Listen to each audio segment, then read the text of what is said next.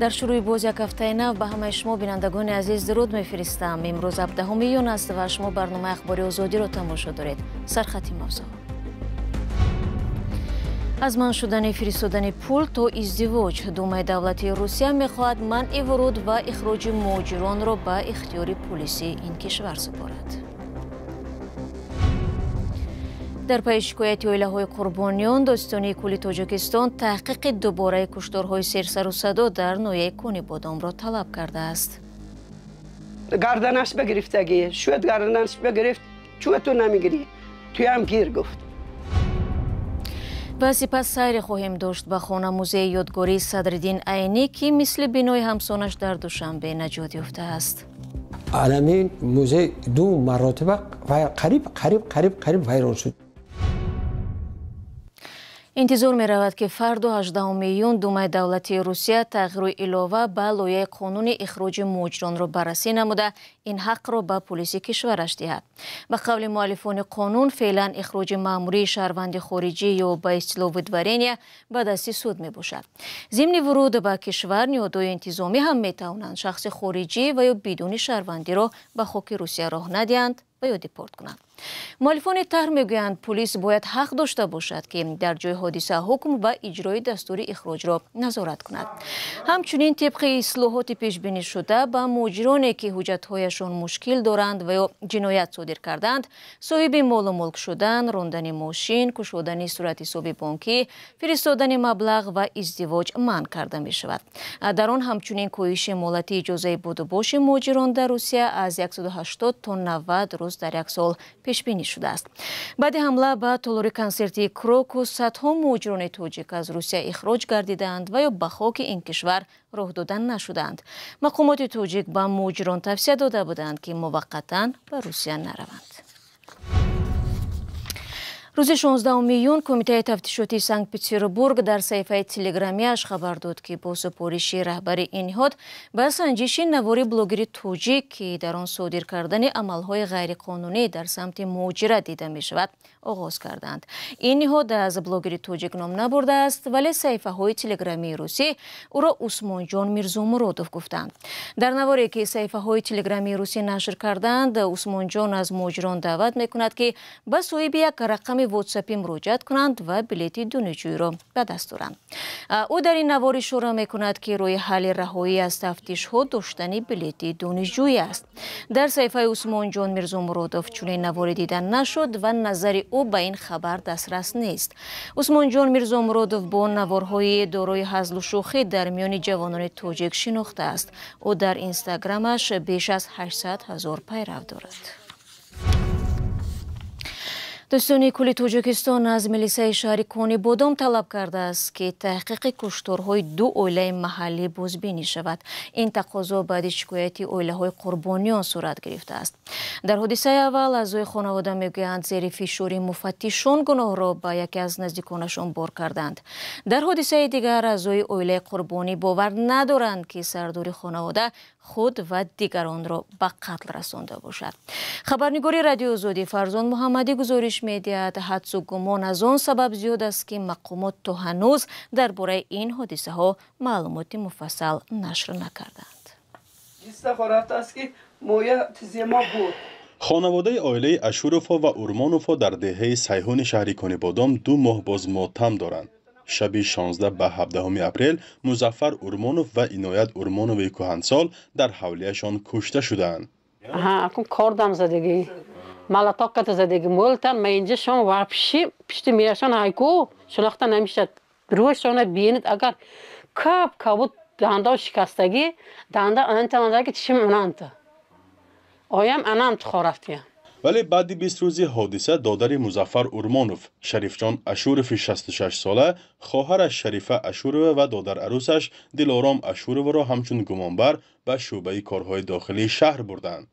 به گفته پیوندان بعد چند روزی بازپرسی خواهر و دادر عروسش را رها کرده و همکنون بیش از 1 ماه باز شریفجان اشورف را در بازداشتگاه نگاه می‌دارند. گفتن قوا کردم آن دیتان گفتم من انیمنه شوت کرگی شوم کرگی نیه گویم شوم اکن تزکنیتون گردنش بگرفتگی شوت گردنش بگرفت چوه تو نمیگیری توی هم گیر گفت. قریب 25 روز رفتم. هر روز سوال جواب سانی آخرش انده گفت که یک روز بیگانی 11 نیمنده آمد 6 کس آمد. سانی گفت که اکتش دوشنبه بود است تو کرگی همین کارا و این کارا کرگیم نیستم. تو گفت همین خیلی من کرگیم نیه گویم تو کرگو من توی روزتا نشان میتیم گفت مالش از خدا بیاد گفتم. روزی تزه دیدگی منده خوجاینم یک احال بودن.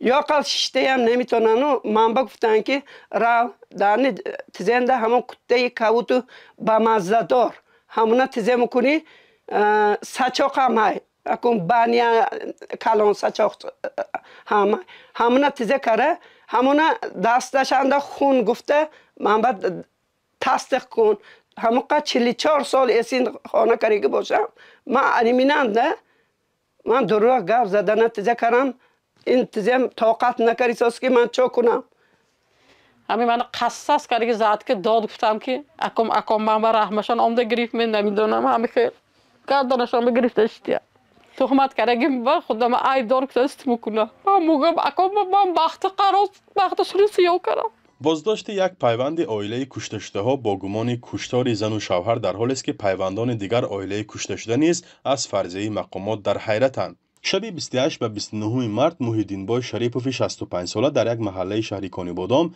بنا به خبرهای در شبکه‌های اجتماعی نشر شده گویا همسرش مریم شریپوف 60 ساله و کلینش فیروزه شریپوف نبیره‌هایش ابوبکر شریپوف و عزیزه کبیرزاده را با زورآوری کشته سپس خود را به دار آویخته است. فرزندانش که آن زمان در روسیه بودند ادعای دیگر دارند.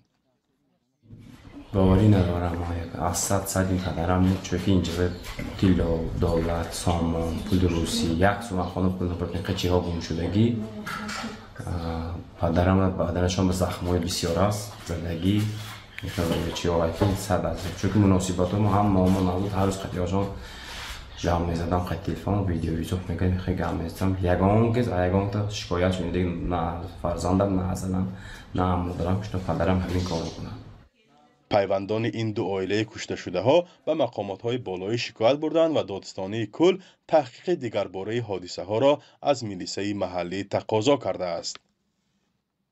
پیوندان عائله های کشته شده در حال از تحقیق عمیق حادثه ها اظهار نگرانی دارند که مقامات انتظامی با گذشت 2 هفته از کشتار 2 خانواده در دهه سنجیدزار شهری کانیبادام اطلاعیه رسمی پخش نمی کنند و شخصان احتمالی به این رخداد پیوند را معلوم نمی سازند. در حالی که انگیزه و یا سبب کشتار از سوی مفتشان روشن گفته نمی شود، ساکنان منطقه و برخی از پیوندان آن عائله ها در صحبت بدون ثبت گفتند که از خانواده کشته شده ها مبلغ و دارایی گم شده است. رادیوی آزادی وابسته به این موضوع رسما به وزارت کارهای داخلی مراجعت کرده است و در صورت پیدا شدن تفصیلات آن را نشر خواهیم کرد. فرزان محمدی، رادیو آزادی، شهر کانیبادام. دوستان عزیز، گزارشی مفصل رادیو آزادی در این باره در سامانه ما جای داده شده است و اگر شما در این موضوع معلومات یا نظری دارید می توانید زیر همین برنامه برای ما نویسید.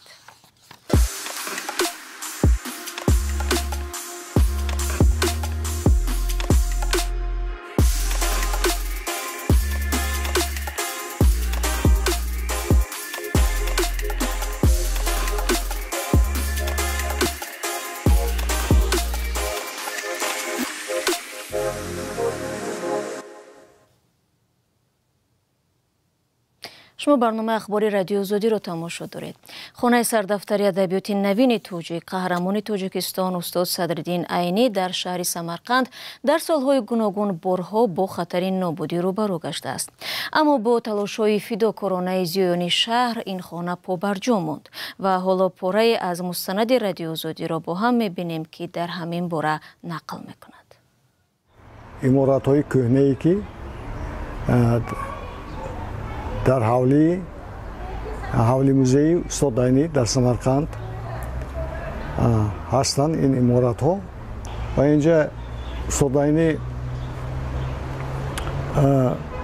در مکتب هایی که جدیدی که اینجا کشاده شد مکتب های نو اینجا با تدریس مشغول شدند با معارف پرانی سمرقند همکاری کردند در مطبوعات و ҳамон давра нав ташкил шуда саҳмгузор шуданд.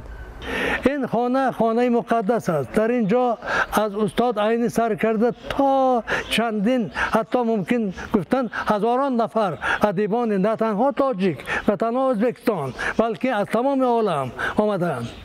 عینی جان خود را به گرو مانده سالهای شوروی که چیزی که با حروفات عربی و فارسی نوشته بود همچون کتابای دینی حساب شد و بلشویک‌ها و اینها رو می‌سوزاندن می‌پرتافتن. این که از جان خود رو در حراس مانده و قشلاق و شهرها گشته از حساب پول خود همون دستخطها رو نوشته خریده آورده در همین پدوال خود حفظ کرده بودند و وقتی ساعتش که رسید این یک مقداری کلام تحفه به انستیتوت زبان و ادبیات اکادمی فن‌های تاجیکستان از طرف خود استاد شده است.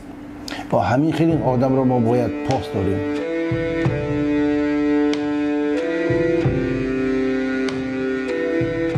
وقتی که استاد عینی با دوشنبه کوچیدند و اینجا چند وقت به صاحب ماند، بعد در اینجا عمارت‌های بسیار قبطه زمان خرشچوی ساخته شد در اطراف این حوالی.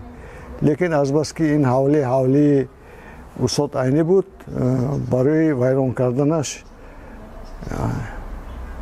اندیشه میکردند که ویران کنند یا نه. علمین موزه دو مراتب قریب ویران شد. یک بار برای آنکه از دو طرفش خانه های بلند آشیانه ساختند. لیکن روشنفکران سمرقند بخصوص یکی از شاگردان صادق استاد عینی رحیم مقیموف که آن وقت در دانشگاه دولتی سمرقند هم دکان هم مدیر کافدره بودند، شراف رشیدوف در همینجا شاگرد عینی بود. بنابراین وی تلگرام فرستاده گفتند که خانه استاد عینی در عرفه ویران شدند و 2 روز در گذشته خانه نگاه داشته شد و با موزه آثارخانه تبدیل داده شد. حتی همین متصدیون منصبداران ما فکر نکردند که اینجا در روی برای همین خانه موزه در ریگستان یک جشن بین الخلقی گذشته ایستاده است. از زیاده از 20-30 دولت اینجا نمایندگان حضور دارند. اگر این احوال رو بینند و خبر یابند اینا چی میگویند؟ گفتن حتی فکر نکردند. همین به خانه موزه عینی هم شبانه هجوم شد. وقتی که دوباره خطری ویران کردن آثارخانه استاد صدرالدین عینی رخ داد به میان آمد، من حتما به موزه آمدم. من اولین کار من این بود که من با دو رهبر دو کشور و پرزیدنت ازبکستان کریموف و با پرزیدنت تاجیکستان امامعلی رحمان برخلاف ارسال نمودن. همون گونه که شهر دوشنبه هم ساختمان‌های شوروی خراب شد و برج ساختند و بیزنس پولسازی شد. در سمرقند هم همین فکر پیش آمد. هنوز هم هست. بینندگان عزیز، شکل پوره این مستند به زودی نشر می شود و یک خبر فرهنگی دیگر داریم. شام 14 میون در روز تولد و مرگ احمد ظاهر آوازخوان زنده یاد و شناخته افغانستان به حضور ریشاد و یاسین ظاهر فرزند و نبیره احمد ظاهر در کاخ سروش دوشنبه کنسرت برگزار شد. در این برنامه هنری شماری از آوازخوان‌های کسبی و هوسکار تاجیکستان که با سبک احمد ظاهر اجرا میکنند نیز سرود خواندند. ریشاد ظاهر پسر احمد ظاهر گفت سالها آرزو داشت به تاجیکستان بیاید، زیرا شنیده بود که پدرش در این کشور هواداران زیادی دارد. احمد ظاهر آوازخوان سرشناس افغانستان که در میان فارزبانها با تخلص الماس شرق و استوره بی‌غروب معروف است، سال 1979 در اوج شهرت هنریش در 33 سالگی در پی یک صدمه نقلیاتی در عقبه سالنگ افغانستان به هلاکت رسید. دوستان عزیز، در همین ثانیه ها نشر نوبتی برنامه اخباری آزادی را به پایان میبرم. تشکر که وقتی پرقیمت خود را برای تماشای خبر و گزارش ما صرف میکنید. فراموش نکنید فردا باز به خدمت شما برمیگردیم. خود را احتیاط کنید و خدا نگهدار.